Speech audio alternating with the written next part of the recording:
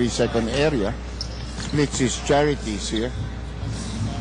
Timberlake to the right side, Ross. And here's Jervy pulling up. That's his shot. I really think he's gonna make a big impression here because ito yung kanyang elements. Like I said, sanay siya dito sa mga kalaban niya and he's always performed well against them. Here's Borboran. Nice fake by Borboran. Timberlake with the rebound. And he lost the ball. And quickly go to the other side. And Reyes will miss. Bo Belga missing again. One more try for Belga. And he missed again. And he missed again. And Reyes is blocked. And finally a whistle is blown. Doon mo nakikita yung laki ng height advantage ng sophomores there. Belga, Reyes, Dillinger. That's almost all 6'4" and above, no? Tapos Jeff Jan is 6'2". We have Borboran at 6'4". You know, that lineup should really give them a big height advantage. Not just height, but the heft, Dr. Yeah, J. tingnan mo naman yung mga katawan. Yeah, correct.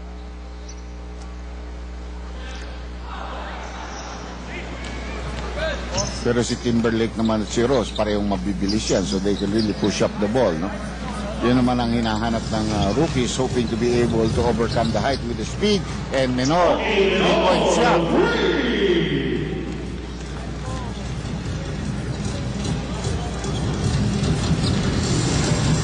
9-4 in favor of the rookies. Nice move by Dillinger. Well, he can post up Ross the whole night long. First of all, he's taller, he's stronger, and got the better moves. Again, we have an outside shot miss this time, however. Remember, we have 10-minute quarters and an 18-second shot clock, so things will be really fast in this game. And you can see the referees letting go of a lot of holding and banging. Halos hindi tinatawagan ng mga fouls. Maraming let-go situation here when you go to the basket. Or even in that case when Mateas held down Rob Reyes. No? 8 to shoot for the rookies. Ross to Jervy Cruz. Very aggressive in this game. And Rob Reyes busting out. Kitang-kita mo intention ni Rob Reyes. He wants to be the highest scorer of the game. He's been sealing, very aggressive. This one, clear foul against Jervy Cruz. So the foul is against Rob Reyes. Yun na para dun sa mga fans si Jervy Cruz. Lalo-lalo na yung mga nagsubaybay sa kanyang career with the USC and with the Happy in the PBL. Yeah. I'm sure they all want to see him finally break out. And this game, a big performance tonight, might actually help him achieve that objective. I think there's no question he'll have a big game. Of course, he's still adjusting to his position in the PBA where he has to play a small forward or a power forward. And of course, a lot of people say he's undersized. He just plays much bigger than his height. But I think time will tell how far he will go in his career in the pros. Shot clock down to 5. Belga with a 3. And it's run dito, no? That's going to be last touch on Jervy Cruz. Wasn't quite ready for that flip pass by Ross. Well, no complaints on the part of Matias. I think he was the recipient. He was much wide, or he was more open from the weak side. Pero parang inagaw ng Jervy Cruz yung pasa. 6 to shoot for the sophomores, and they lose the ball. Timberlake 3-on-1 break here, and Jervy Cruz with a layup. I wouldn't be surprised if he gets about maybe 30 tonight. You can see, nandun yung ganadong-ganado, no? Jervy Cruz with 4 points. Number 22, Ronnie Matias.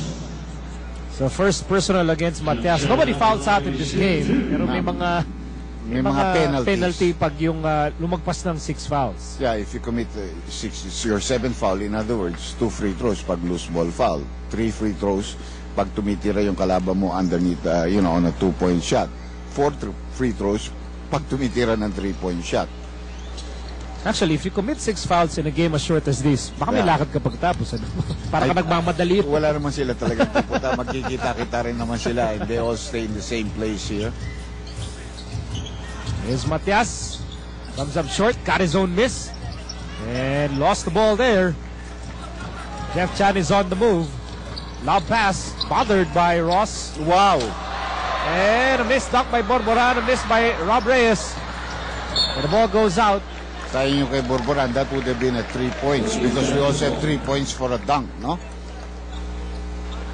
Fortunately, hindi ata na-announce sa publiko dito. Pero sa inyo, alam nyo, lamang kayo. Menor.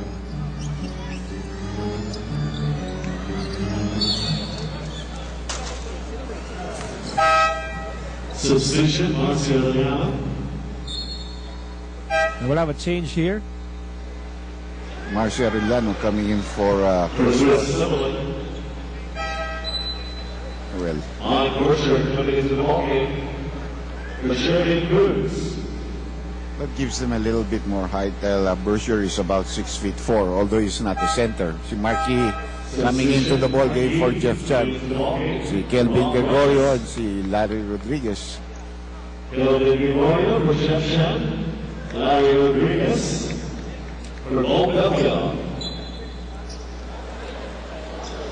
A bit winded. We have only 4 minutes and 19 seconds And another left. substitution, Orbistondo. Josh Obispondo. Coming in for Chris Ross.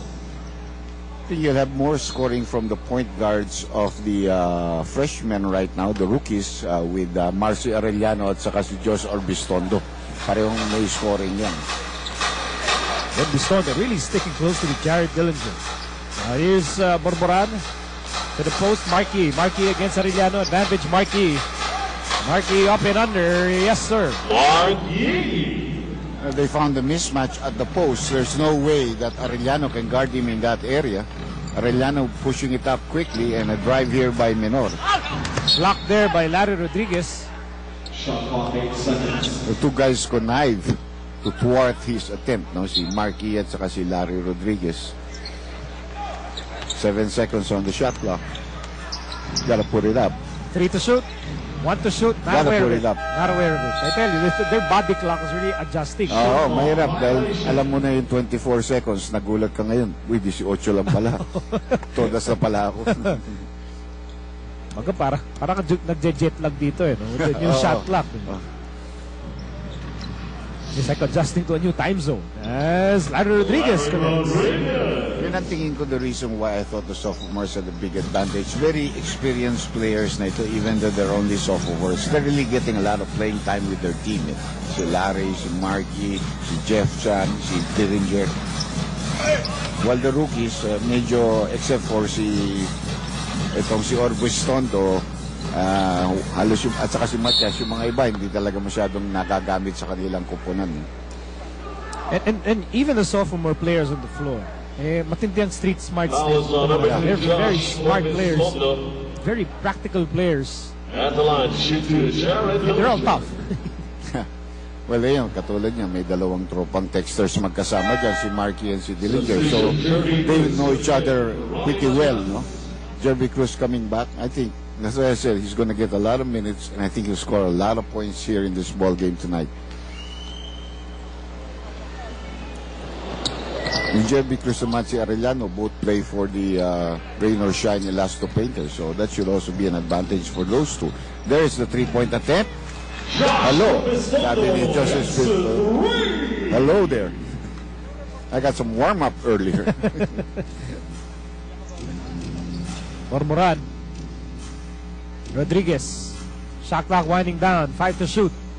They go to Marquis. Nice defense by Arellano. Jerby to Marcy. And Arellano goes all the way for 2. Marcial. A warrior against another warrior there. Borboran tried to block that. And, you know, Borboran can really get up in the air.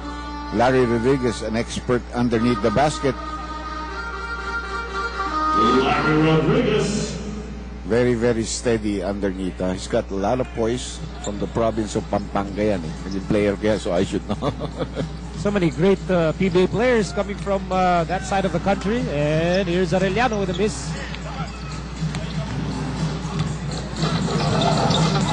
2 minutes. 2 minutes remaining in the opening quarter. Kelvin Gregorio overshoots. 3-on-2 situation here. Nice spread out. Obisrondo, instead of driving to the basket, goes to the three-point shot.